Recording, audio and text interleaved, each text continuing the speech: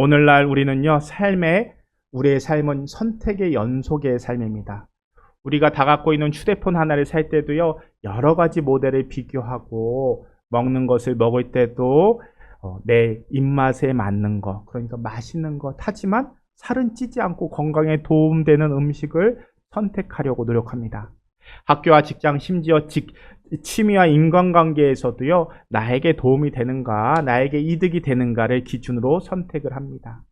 자연스럽게 우리의 마음에는요, 조금 덜 힘들고 조금 더 인정받고 손해보지 않고 이득이 되는 것들을 선택하려고 애씁니다. 그런데 오늘 본문에 등장하는 예수님은요, 정반대의 길을 가십니다. 생각해보면 피할 수 있는 고난이었고요, 거절할 수 있는 십자가였습니다. 그럼에도 예수님께서는요, 십자가를 선택하십니다. 그리고 성경은요, 예수님께서 십자가를 선택하신 이유를 사랑이라고 설명합니다. 우리를 사랑하셔서 하나님께 순종하기 위해서 주어진 자유 내려놓고 고난과 죽음의 길을 기꺼이 선택하셨습니다. 오늘은 종려주일입니다. 예수님이 예루살렘의 왕으로 입성하신 것을 기념하는 주일입니다. 예수님이 예루살렘 성에 입성하실 때요, 환영받으셨습니다. 사람들이 예수님을 향해서요, 종려나무 가지를 흔들며 호산나 호산나 외치고 예수님을 왕으로 환영하였습니다. 그러나 그 환호성은 얼마 가지 못해서요, 예수를 십자가에 못 박으라라는 외침으로 바뀌게 됩니다.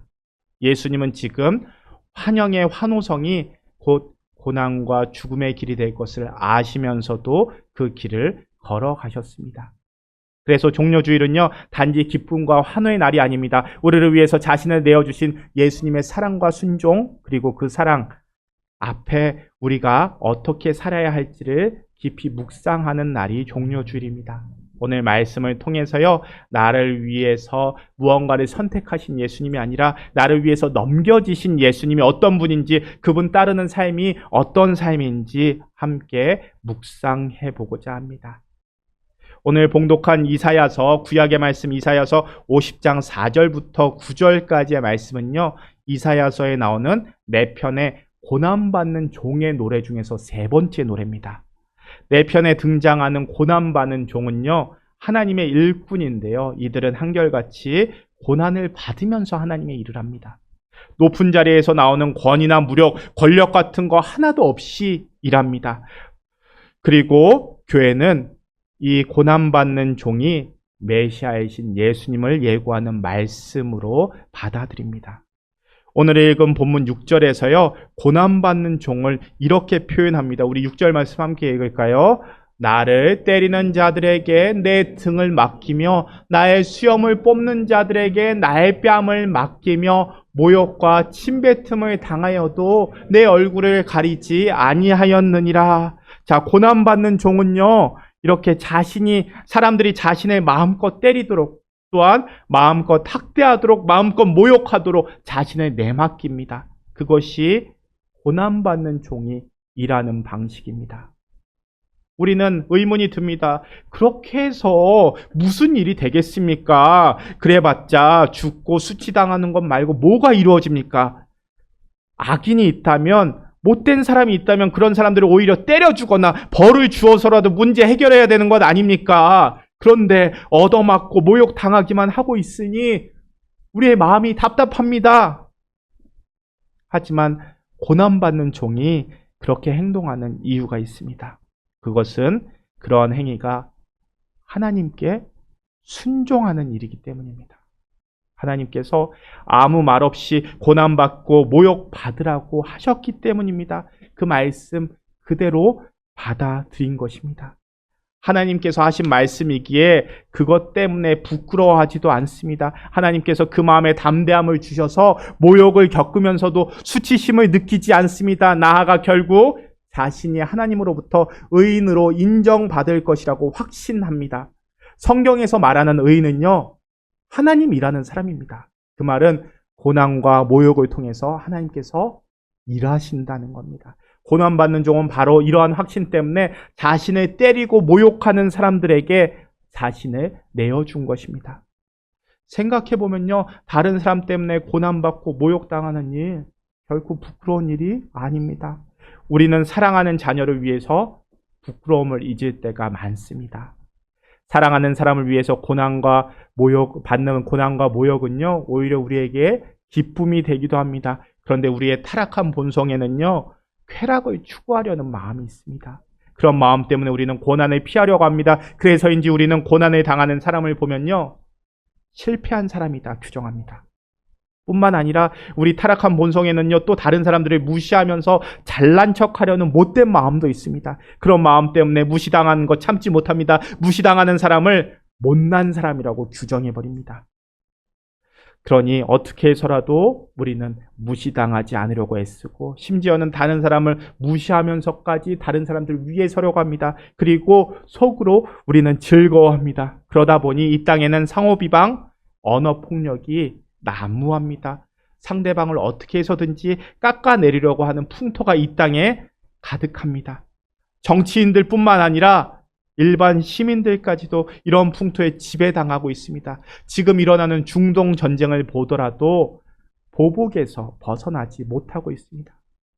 누군가 고난받고 모욕을 당할 때 참고 견디어내면 그러한 상호 비방의 악순환의 고리를 끊을 수 있을 텐데, 단 한 번도 참지 못하고 단 한 번도 그냥 넘어가지 않으려는 우리의 이 어리석은 마음 때문에 서로 비방하고 서로에게 상처 주며 살고 있는 게 우리의 모습입니다.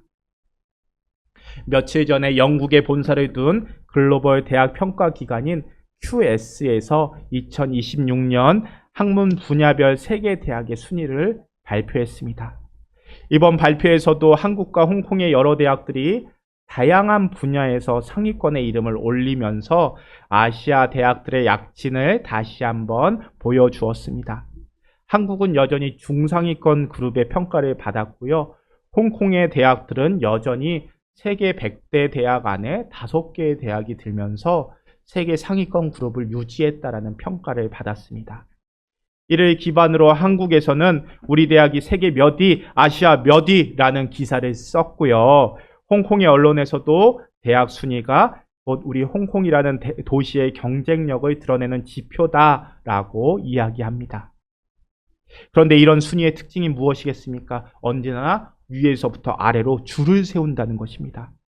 몇 등 안에 들었는지, 상위 몇 %인지가 중요하게 보입니다. 그러다 보니 우리 생각 속에서는요, 자연스럽게 이런 공식이 들어옵니다. 더 높은 순위의 대학이 더 가치 있는 인생, 더 인정받는 사람의 지표가 된다라고 생각합니다. 한국에서 자녀를 키우던, 홍콩에서 자녀를 키우던, 호주에서 자녀를 키우던, 미국에서 키우던 이러한 순위표가 발표되면 자연스럽게 눈이 가고요. 나도 모르게 내 자녀가 나온 학교, 그리고 내가 나온 학교를 찾아보게 됩니다. 그러나 성경은요, 우리에게 다른 질문을 던집니다. 이 순위표가 정말 하나님 앞에서 너와 너의 자녀들의 가치를 말해줄 수 있느냐 묻습니다. 하나님 나라에서는요, QS의 순위도 세계 랭킹도 없습니다. 하나님께서 보시는 것은 어느 나라, 어느 등수의 대학이 중요하느냐가 아니라 우리가, 그리고 우리의 자녀들이 의인으로 살아가느냐가 중요합니다. 하나님의 마음을 드러내며 살아가느냐가 중요하다는 겁니다. 우리는 하나님께 우리의 자녀들이 좋은 대학, 순위 높은 대학에 들어가는 것을 기도하지만 하나님의 관심은요, 우리의 자녀들이 대학이라는 목표로 어떤 모습을 갖고 어떤 노력을 갖고 살아가는지, 그리고 대학 안에서 어떤 모습으로 살아가는지에 더 관심을 가지십니다. 우리는 무엇을 달라고 기도하지만 하나님은요, 내 손에 쥐어진 것으로 하나님을 바라보는지, 그리고 손에 쥐어진 것으로 어떻게 사용하며 살아가는지에 더 관심을 두고 우리를 바라보십니다. 그러니까 하나님은 우리가 이 땅에서 의인으로 사는 것을 원하십니다. 의인은 말씀드린 대로 하나님의 일을 행하는 사람입니다. 그러니까 하나님께서 우리에게 원하시는 삶은 예수님처럼 우리가 많은 것을 할 수도 있지만, 많은 것을 가졌지만 낮아지며 다른 사람을 위해서 자신의 것을 내어주는 삶일 것입니다. 세상은 대학을 줄 세우듯이 우리들에게 서열을 먹이고 더 높은 자리에 오르는 것이 성공이라고 이야기하지만 예수님은 그 서열의 맨 아래에서 십자가까지 내려가십니다. 사람들의 손에 넘겨지신 그 자리에서 우리를 진짜로 높이십니다. 그리고 예수님은 우리에게 말씀하십니다. 오늘 누가복음 14장 10절 말씀이죠. 오늘 누가복음 14장 10절에서 이렇게 얘기하십니다. 높은 자리가 아니라 끝자리에 앉을 때 함께 앉은 사람들 앞에서 영광이 있을 것이다 라고 말씀하십니다. 그러니 높은 자리가 아니라 끝자리에 앉으라고 말씀하시는 겁니다. 결코 지지 않으려 하고 결코 고난당하려고 하지 않고 결코 모욕당하려고 하지 않고 높아지고 즐기려고만 하는 타락한 본성과 우리는 싸워야 합니다. 고생하는 것, 고난받는 것, 모욕받는 것이 하나님께 순종하는 길이고 하나님의 뜻을 이루는 길이라고 생각하고 우리는 고난을 기쁘게 마주하고 또 참아낼 수 있어야 합니다. 특히 높은 자리, 지도자가 되려는 사람들은 더욱더 그렇게 해야 합니다. 오늘 우리가 읽은 이사야 말씀에 나오는 고난받는 종은요, 주님께서 학자의 혀와 학자의 귀를 자기에게 주신 것을 내세웁니다. 학자의 혀와 학자의 귀를 주신 것을 자랑하고 있습니다. 그런데 이 학자라는 단어 우리가 깊이 살펴봐야 합니다. 학자라는 이 히브리어 단어가 가르치는 사람은요, 가르치는 사람이라기보다는 배우는 사람을 말합니다. 그러니까요, 학자는 잘 배운 사람입니다. 오늘 우리가 들고 있는 성경책을 보십시오. 이 구절에 보면은 학자의 각주를 치고 그 각주 따라가다 보면 뭐라고 써 있습니까? 제자들 또는 가르침 받는 사람들, 가르침 받는 자들이라고 설명하고 있습니다. 그러니까요, 학자들이라는 말은 제자들이라는 말로 바꾸어 읽을 수 있다는 뜻입니다. 고난받는 종이 공고한 사람들을 말로 도와줄 수 있는 것은요, 그들에게 뭐가 있기 때문입니까? 제자의 혀가 있었기 때문입니다. 우리는요, 보통 말하는 거 얘기할 때는요, 귀가 혀보다 먼저라고 생각합니다. 귀가 먼저일까요? 혀가 먼저일까요? 제자들이라면 듣는 것이 더 중요하지 않겠습니까? 그런데요, 이사야서는요, 귀에 대해서 언급하기 이전에 혀에 대해서 먼저 이야기합니다. 이것은요, 가르치기를 좋아하는 사람의 혀가 아니라 배우는 사람의 혀가 있어야 공고한 사람을 위로하는 말을 할 수 있기 때문입니다. 또 가르치기 좋아하는 사람들, 말하기 좋아하는 사람들의 혀가 귀를 닫아버리기 때문입니다.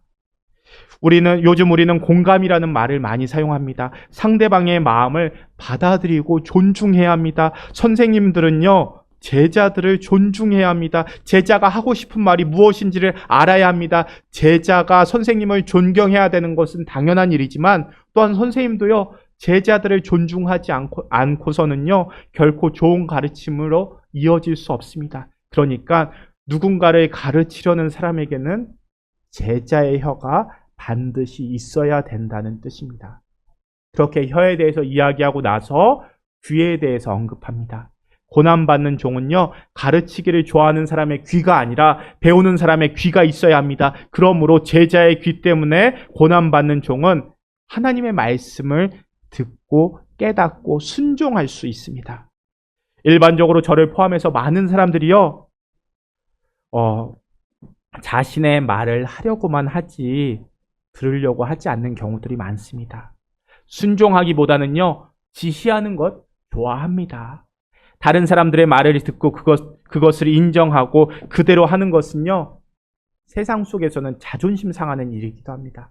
그런데 이건 역시도 타락한 우리의 본성입니다. 이러한 타락한 본성 때문에요, 말이 많아지고 언성이 높아집니다. 그 결과 싸움밖에는 얻을 것이 없습니다. 제자의 귀가 없어 듣지 않으려고 하니 그런 일들이 벌어집니다. 반면에 고난받는 종은요, 제자들의 귀로 사람들의 이야기를 듣고 하나님의 말씀에 순종함으로 기꺼이 모욕을 받고 고난을 당했습니다. 그리고 그것으로 하나님은요, 하나님의 뜻을 이루셨습니다. 오늘 우리가 함께 살펴본 우리가 봉독한 신약의 말씀 마태복음에서 예수님은 그러한 고난과 모욕에 순종하십니다. 오늘 우리가 읽은 마태복음에서요, 예수님이 거듭해서 다른 사람에게 넘겨짓는 이야기가 나옵니다. 오늘 봉독한 말씀 18절을 보면요, 이는 그가 그들의 시기로 예수를 넘겨준 줄 알미더라 라고 이야기하고요. 26절에서도요. 이에 바라보는 그들에게 놓아주고 예수는 채찍질하고 십자가에 못 박히게 넘겨주니라 라는 표현이 나옵니다. 넘겨준다는 말은요. 소유권이나 처분권을 넘겨준다는 뜻입니다. 이렇게 18절에 나오는 넘겨주다라는 말은 유대교 지도자들이 빌라도에게 예수님 넘겨줬다는 뜻입니다. 그리고 앞서 나오는 27장 1절과 2절 말씀을 봐도요. 또 넘겨주다라는 말이 나옵니다. 새벽에 모든 대제사장과 백성의 장로들이 예수를 죽이려고 함께 의논하고 결박하여 끌고 가서 총독 빌라도에게 넘겨주니라. 누구를 넘겨준 겁니까? 예수님을 넘겨준 겁니다. 이렇게 넘겨주다라는 말은 빌라도가 예수님을 처형당할 군인들에게 넘겨줬다는 말이기도 합니다. 또 앞선 마태복음을 보더라도요. 이렇게 17장 22절 23절에서도요. 예수님께서 사람들의 손에 넘겨질 것을 예언하십니다. 또 그 다음에 있는 말씀을 봐도요. 우리 20장 18절 19절을 봐도 보라 우리가 예루살렘에 올라가서 인자가 대제사장들과 서기관들에게 넘겨짐에 그들이 죽이기로 결의하고 이방인들에게 넘겨주어 그를 조롱하고 채찍질하며 십자가에 못 박게 할 것이나 제3일에 살아나리라 라고 예수님께서 친히 말씀하십니다. 그러니까요 예수님은요 본인이 넘겨지실 것을 알고 계셨습니다. 그런데도 예수님은 예루살렘에 올라가서요 재판 받으십니다. 재판 받으시고 빌라도에게 넘겨지고 또 군인들에게 넘겨져서 결국은 사형을 당하십니다. 예수님은요 이처럼 끊임없이 넘겨지는 존재셨습니다. 자신이 무엇을 선택하는 것이 아니라 계속해서 넘겨지십니다. 사람들에게, 죄인들에게 끊임없이 넘겨지셨습니다. 마치 생명 없는 물건이 팔리는 것처럼 예수님은 무력하게 거듭해서 넘겨졌을 뿐입니다. 십자가라는 형틀에 이르기까지, 죽음에 이르기까지 거듭해서 넘겨졌을 뿐입니다. 예수님은 십자가에서 넘겨지기까지 아무런 말씀도 하지 않으시고 저항도 하지 않으십니다. 자신이 넘겨지도록 자신을 그저 내버려 두셨습니다. 왜 그러셨을까요? 그것이 세상을 이처럼 사랑하사 독생자를 주신 하나님께 순종하는 길이기 때문입니다. 하나님은 세상을 사랑하셔서 당신의 아들을 우리에게 넘겨주셨습니다. 넘겨지신 예수님은 이런 하나님의 뜻에 끊임없이 순종하였습니다. 예수님은 당신을 죽이려고 하는 사람들에게 자신이 넘겨지는 것을 순종하십니다. 이렇게 예수님의 소유권과 처분권이 다른 사람들에게 양도됨으로써 예수님은 당신을 판 제자 유다의 예수님이 되시고요. 대제사장의 예수님이 되시고요. 유대교 장로들의 예수님이 되시고요. 빌라도의 예수님이 되시고요. 당신을 죽인 군인들의 예수님이 되십니다. 이렇게 모든 죄인들의 예수님이 되십니다. 우리가 앞에서 서열 이야기를 했습니다만 사람들의 서열을 굳이 매기자면 여러분들은 아니 나는 몇 등이나 될 것이라고 생각하십니까? 사람들의 등수를 어떻게 매기겠냐마는 우리가 이렇게 전제해 볼 때 최소한 우리는요 꼴찌는 아닐 겁니다. 왜냐하면 예수님이 가장 밑바닥에 계시기 때문입니다.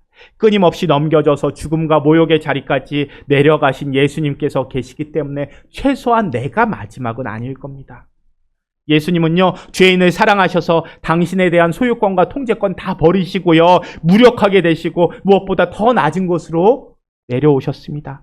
십자가를 지신 예수님, 그 예수님이 나보다 더 낮은 곳에 내려오셔서요 나 대신 고난과 모욕을 받으시며 내 인생을 지탱하시고 나에게 소망을 주시는 분입니다. 그런 예수님, 우리가 그런 예수님 바라볼 때 예수님께서 나에게 하시는 말은요 사랑한다. 그저 그 한마디뿐입니다. 우리는 그런 예수님의 섬김을 받은 사람으로 오늘을 살아가고 있습니다. 하늘과 땅을 창조하신 분이 우리의 소유가 되기 위해서 넘겨주시고 지금도 우리를 섬기고 계십니다. 예수님을 향한 믿음을 굳게 하시면서 이 은혜를 누리실 수 있으셨으면 좋겠습니다. 그리고 다른 사람의 섬김은 기대하지 마십시오. 우리를 섬기는 예수님으로 만족하십시오. 오히려 예수님처럼 다른 사람에게 넘겨지는 존재가 돼서요, 고난 피하지 말고 그 고난 마주하십시오. 그 고난 속에서 우리는 예수님 볼 수 있고요, 예수님께서 왜 그러셨는지 이해할 수 있을 것입니다. 내일부터 고난주간이 시작됩니다. 고난주간, 나에게 다가오는 가장 큰 고난이 무엇입니까? 전쟁으로 인해서 좁아진 내 삶의 터전이 고난인가요? 전쟁 때문에 멀리 있는 가족들에게 가까이 갈 수 없는 것이 고난인가요? 부활절을 앞두고 아이들이 방학해서 집에 있는 것이 고난인가요? 아니면 고난주간이라는 이름으로 새벽 기도에 나오는 그 발걸음이 고난인가요? 내 앞에 고난이 어떤 모습일지라도 그 고난 외면하지 마시고 그 고난으로 걸어가셔서 그 고난을 마주하실 수 있는 한 주가 되기를 바랍니다. 왜냐하면 그 고난의 자리에서 나를 위해서 기도하시는 예수님을 만날 수 있기 때문입니다. 그 예수님 만나셔서 나를 섬기기 위해서, 나를 위해서 수치와 죽음의 자리까지 오신 예수님을 묵상하면서 하나님의 큰 사랑에 빠져보시기 바랍니다. 그렇게 의인이 되실 수 있기를 바랍니다. 의인은요, 존경받을 만한 사람, 잘난 사람 아닙니다. 그저 묵묵히 하나님의 마음으로 하나님의 일을 하는 사람이 의인입니다. 묵묵히 일하기에 다른 사람을 의식하고 다른 사람과 경쟁하지 않고 그저 낮은 자리에서 일하는 사람이 의인입니다. 지배하고 가르치려고 잘난 척하려는 마음 버리고 더 낮은 자리에서 다른 사람들을 섬기려는 마음을 품고 살면서 우리를 향한 예수님의 사랑을 더욱 깊이 경험하는 고난주간을 보낼 수 있기를 바랍니다. 그곳에 예수님이 계십니다. 고난 속에 예수님이 계십니다. 고난이라는 아픔 이름 속에서 하나님의 사랑을 더욱더 깊이 경험할 수 있는 한 주간을 살아갈 수 있기를 바랍니다. 우리 이 시간 잠시 눈을 감고 우리 침묵으로 기도하도록 하겠습니다. 주님, 우리가 주님께서 우리 손에 쥐어주신 이 십자가 외면하지 않겠습니다. 주님께서 쥐어주신 이 십자가 우리가 묵묵히 바라보겠습니다. 우리 잠잠히 나와 예수님만 들을 수 있는 목소리로 함께 기도하도록 하겠습니다. 기도합니다.